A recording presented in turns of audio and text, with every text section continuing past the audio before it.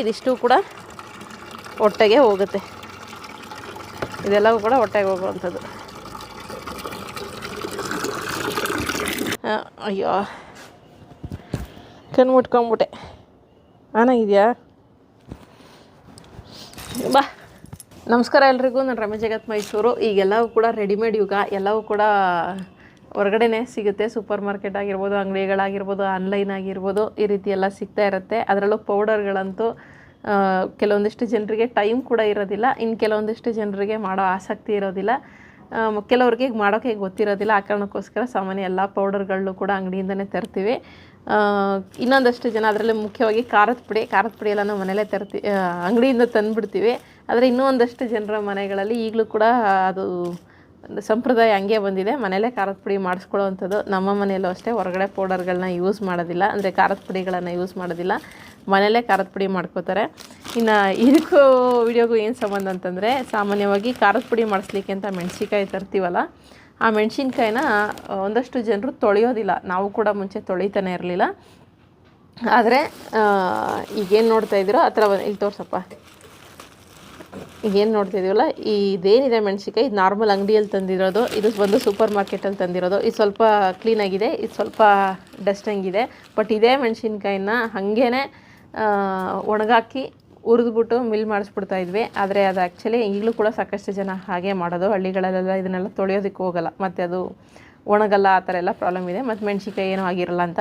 ಆದರೆ ಇದಕ್ಕೆ ಸಾಕಷ್ಟು ಪೆಸ್ಟಿಸೈಡ್ಸ್ನ ಹೊಡೆದಿರ್ತಾರೆ. ಜೊತೆಗೆ ಇದನ್ನು ತೊಳೆದಾಗ ಈಗ ನಾನು ನಿಮಗೆ ತೋರಿಸ್ತೀನಿ ಯಾವ ಮಟ್ಟಕ್ಕೆ ಡಸ್ಟ್ ಬರುತ್ತೆ ಅಂತ. ಇನ್ನು ಕೆಲವರು ವೀಡಿಯೋಗಳೆಲ್ಲ ನೋಡಿರ್ತೀರ, ಕಲರ್ ಹೊಡಿತಾರೆ ಅಂತ ಅಂದ್ಬಿಟ್ಟು ಮೆಣಸಿನ್ಕಾಯಿಗೆ ಸ್ಪ್ರೇ ಮಾಡ್ತಾರೆ, ಕಲರ್ ಬರಲಿ ಅಂತ ಅಂದ್ಬಿಟ್ಟು. ಹೌದು, ಅದು ನಿಜ. ಆದರೆ ನಮ್ಮ ರಾಜ್ಯದಲ್ಲಿ ಮಾಡ್ತಾರೋ ಇಲ್ವೋ ಗೊತ್ತಿಲ್ಲ. ಔಟ್ಸೈಡಲ್ಲಿ ಮೆಣಸಿನ್ಕಾಯಿ ಕಲರ್ ಬರಲಿ ಅಂತ ಸ್ಪ್ರೇ ಮಾಡೋದಂಥದ್ದು ನಿಜ.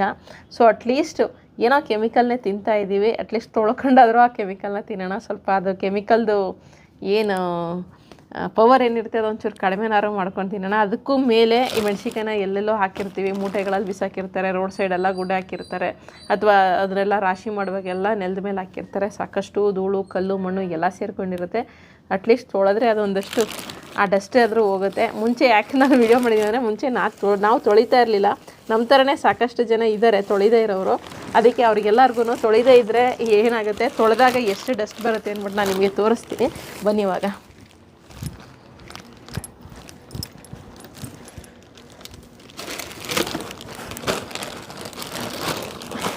ಇದೇನು ನೋಡ್ತಾ ಇದ್ದೀರೋ, ಇದು ಒಂದು ಸೂಪರ್ ಮಾರ್ಕೆಟಲ್ಲಿ ತಂದಿರುವಂಥ ಮೆಣಸಿನ್ಕಾಯಿ. ಸ್ವಲ್ಪ ನೀಟಾಗಿದೆ, ಆದರೂ ಕೂಡ ತೊಳಿಲೇಬೇಕು. 2 ಸತಿ ಹಾಕ್ತಾಯಿದ್ದೀನಿ. ಸ್ವಲ್ಪ ಲೇಟ್ ಆಗುತ್ತಷ್ಟೇ ಒಣಗಿ ನಾವು ಮಿಲ್ ಮಾಡಿಸೋ ಗಂಟ. ಆದರೆ ಭಾಳ ಕ್ಲೀನಾಗಿರುತ್ತೆ. ನೋಡಿ ಏನು ನೋಡ್ತಾ ಇದ್ದೀರೋ, ಎಷ್ಟು ಡಸ್ಟ್ ಬಂದಿದೆ ಅಂತಂದರೆ, ಎಲ್ಲ ಕೂಡ ಕಲ್ಲು, ಮಣ್ಣು ಎಲ್ಲವೂ ಕೂಡ ಹೆಂಗೆ ಬಂದಿದೆ ನೋಡಿ. ಒಂದು ಸತಿ ತೊಳೆದ್ರೆ ಸಾಗಲ್ಲ, 2 ಸತಿನಾದರೂ ಅಟ್ಲೀಸ್ಟ್ ತೊಳಿಬೇಕು. ನಾನು ನಿಮಗೆ ಇದನ್ನು ತೆಗೆದಾಗ ನಿಮ್ಗೆ ಅಲ್ಲಿ ಗೊತ್ತಾಗುತ್ತೆ ಫಸ್ಟ್ ಟೈಮ್ ತೊಳೆದಾಗ ಎಷ್ಟು ಇದಿತ್ತು ಅಂತ. ಇನ್ನೊಂದು ಬಕೆಟ್ಗೆ ಹಾಕೊಬಿಡೋಣ.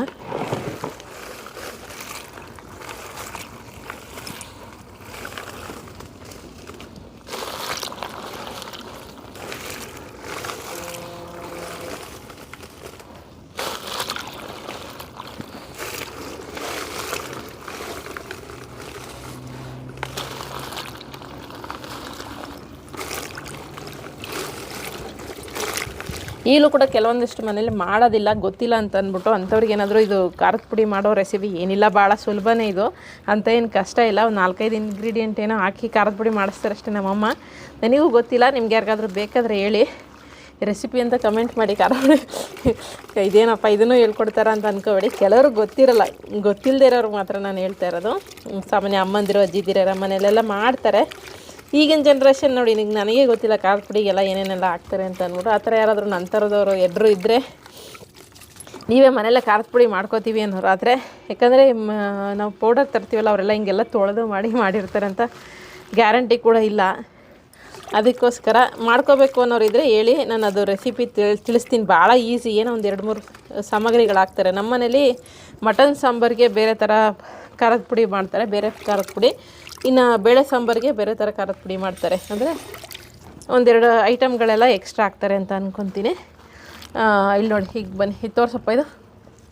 ಇಲ್ಲೇನು ನೋಡ್ತಾ ಇರೋ ಇದಿಷ್ಟು ಕೂಡ ಸೂಪರ್ ಮಾರ್ಕೆಟಿಂದ ತಂದಂತಹ ಮೆಣಸಿನ್ಕಾಯಿನಲ್ಲಿ ಇದ್ದಂತಹ ಡಸ್ಟ್ ಇದು.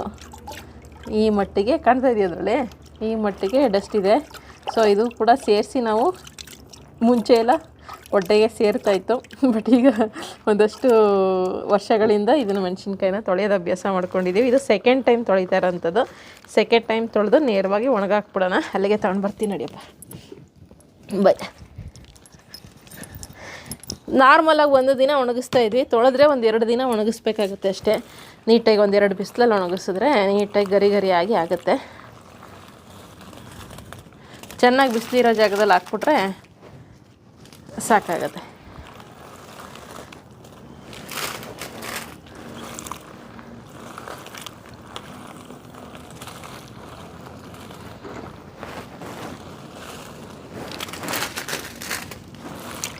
ಕೆಲವರೆಲ್ಲ ಈ ತೊಟ್ಟೆ ಏನಿದೆ, ಈ ತೊಟ್ಟನ್ನು ಕೂಡ ತೆಗೆದುಬಿಡ್ತಾರೆ. ಕೆಲವ್ರು ತೆಗಿಯಲ್ಲ. ನಮ್ಮ ಮನೇಲಿ ತೆಗಿಯಲ್ಲ ಇದನ್ನು, ಹಂಗೆ ಅದರ ಸಮೇತನೇ ಮಾಡೋ ಅಂಥದ್ದು. ಕೆಲವರೆಲ್ಲ ತೆಗಿತಾರೆ, ಅವರವರ ಇದು. ಕೆಲವ್ರು ತೆಗೆದೇ ಮಾಡೋ ಅಂಥದ್ದು, ಕೆಲವ್ರು ತೆಗಿಯಲ್ಲ ಅಷ್ಟೇ.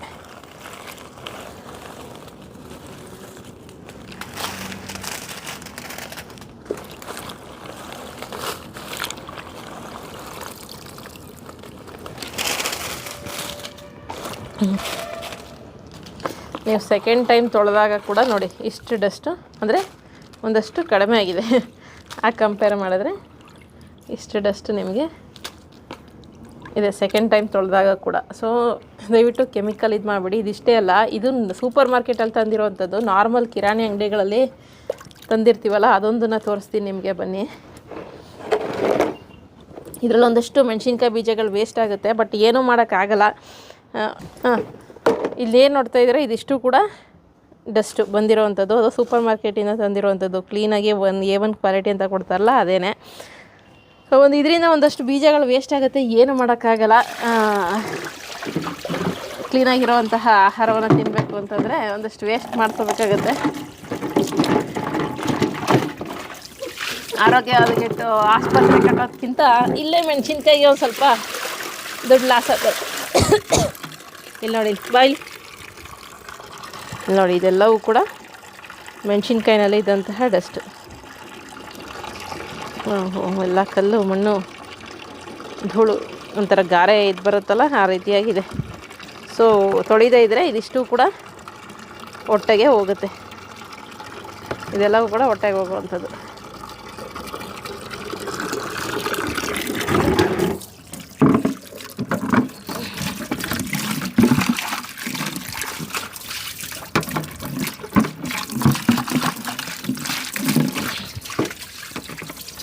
ಈಗ ನೋಡಿ, ಸೂಪರ್ ಮಾರ್ಕೆಟಲ್ಲಿ ತಂದಿರೋ ತೊಳೆದಿದ್ದೀನಿ. ಇದು ಬಂದು ನಾರ್ಮಲ್ ಅಂಗಡಿಲಿ ತಂದಿರೋ ಅಂಥದ್ದು.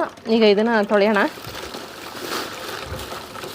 ಇದು ಆಲ್ರೆಡಿ ಕವರಲ್ಲೇ ಒಂದಷ್ಟು ಗಲೀಜು ಇದೆ, ಪಕ್ಕಕ್ಕೆ ಹಾಕ್ಬಿಡೋಣ.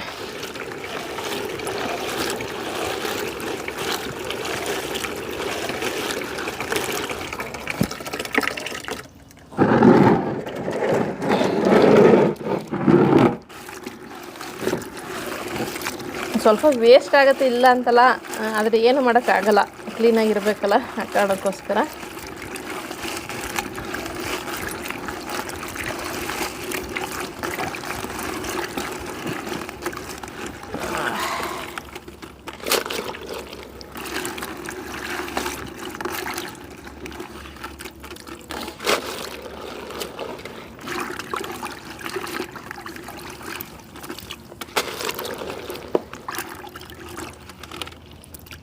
ತೋರ್ಸಪ್ಪ ಇಲ್ಲಿ ನೋಡಿ, ಸ್ವಲ್ಪನೇ ಮೆಣಸಿನ್ಕಾಯಿ ಇದ್ದಂಥದ್ದು. ಆದರೂ ಕೂಡ ಆ ಸ್ವಲ್ಪ ಮೆಣಸಿನ್ಕಾಯಲ್ಲೇ ನಿಮಗೆ ಎಷ್ಟೊಂದು ಗಲೀಜಿದೆ. ಎಲ್ಲವೂ ಕೂಡ ಗಲೀಜೇನೆ. ಅದು ಫಸ್ಟ್ ಟೈಮ್ ಒಂದು ಸತಿ ತೊಳೆದಿರೋದಕ್ಕೆ, ಇನ್ನು 2ನೇ ಸತಿ ತೊಳೆದ್ರೆ ಇದರಲ್ಲಿ ಸ್ವಲ್ಪ ಬರುತ್ತೆ. ಇದನ್ನು ಕೂಡ ಹಾಕ್ಬಿಡೋಣ ಮನೆ.